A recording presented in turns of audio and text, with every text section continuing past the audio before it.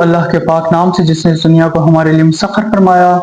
درود بر آقا نامدار حضرت محمد مصطفیٰ صلی اللہ علیہ وآلہ وسلم اور ان کی آل پر۔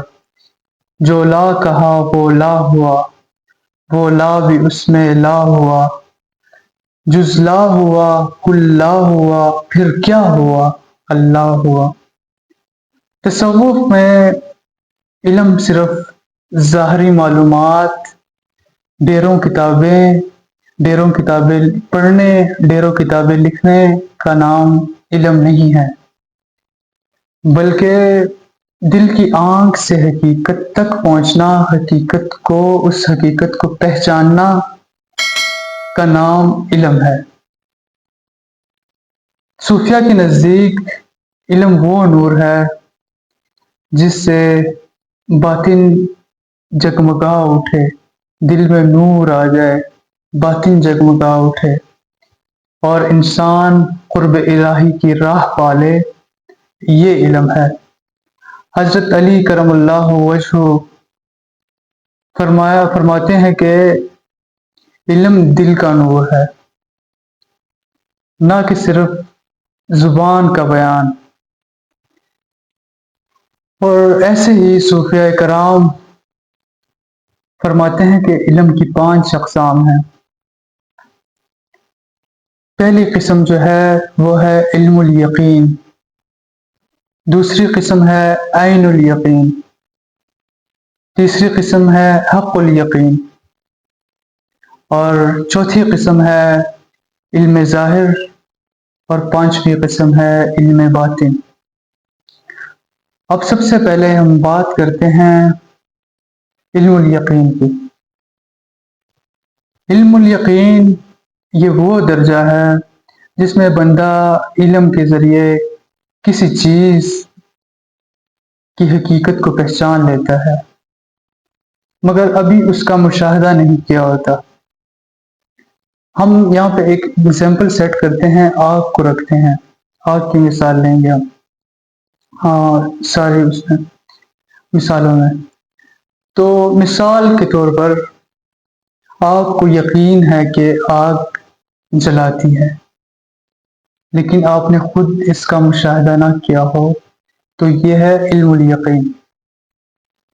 یہ علم کتابوں سے اور استدلال سے حاصل ہوتا ہے۔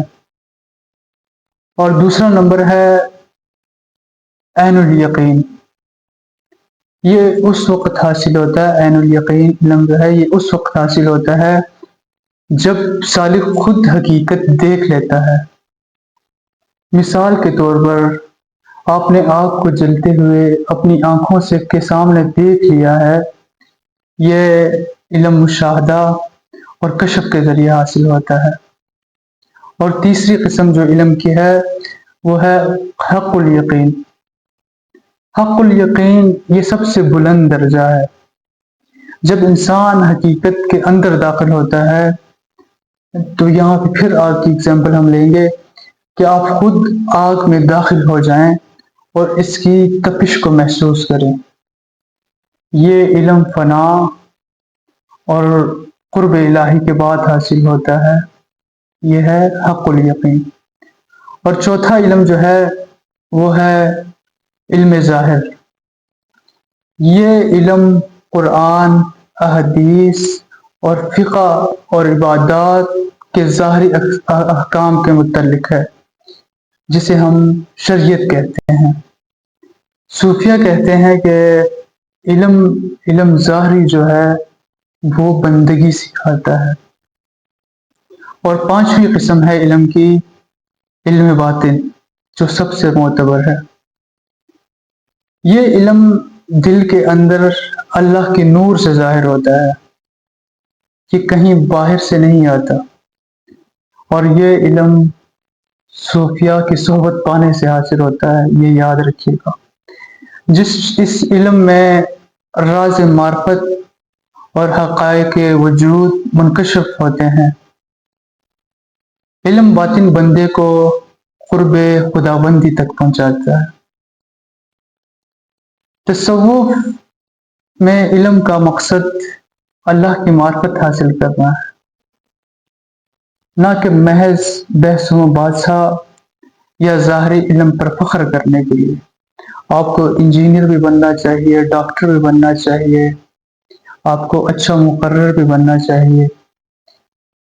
یہ علم وہ ہے جو آپ کو خود سے غافل کر دے، علم وہ ہے سو کیا کہتے ہیں جو آپ کو خود سے غافل کر دے اور خدا کی طرف متوجہ کر دیں، یہ علم ہے۔ ویڈیو کا اختتام اس خوبصورت بات کے ساتھ، ہدایت ان کا دروازہ کھٹکھٹاتی ہے جو ہدایت کے طلبگار ہوں۔ اگلی ویڈیو تک کے لیے اللہ حافظ۔